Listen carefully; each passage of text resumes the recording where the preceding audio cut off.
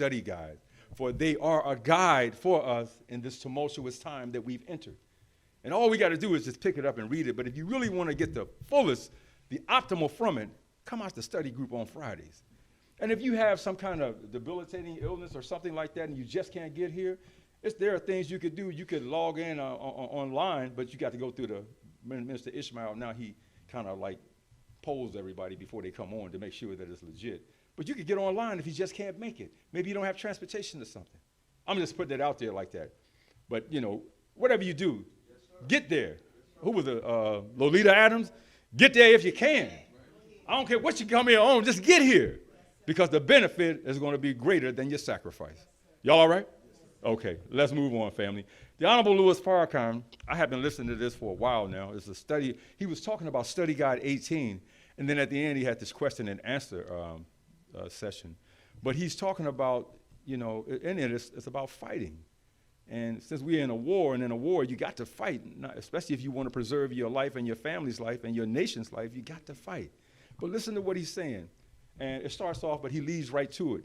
He says, when I used to teach as a young minister deep spiritual truths, the messenger would get after me and tell me that the people were not ready for what I was teaching or attempting to teach at that time. This is true, he said. They'll think you're trying to make a slave out of them because the teachings were so spiritual and so deep. He says,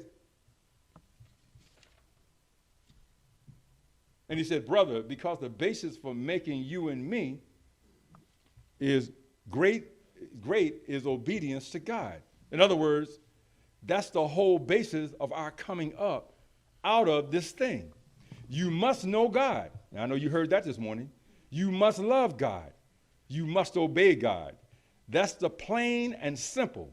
But when you tell people, obey God, obey God, obey God, and then they begin to say, well, man, you know, you're trying to make a slave out of me or something, man. Y'all all right?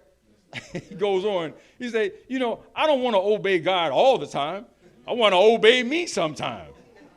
Woo, that's a fool right there. As my sister Linda would say sometimes when she said, and how's that working out? How you make it out with that? Perfect time to put that in because no. And the minister goes on to say, he says, yeah. And obeying us at any time is dangerous. I mean, because you don't want to obey God, and he's styled in the Quran as not a good Noah, not an okay Noah, but he is the best Noah. So you're going to put our little weak thinking up next to the best Noah and think you're going to have success? It ain't going to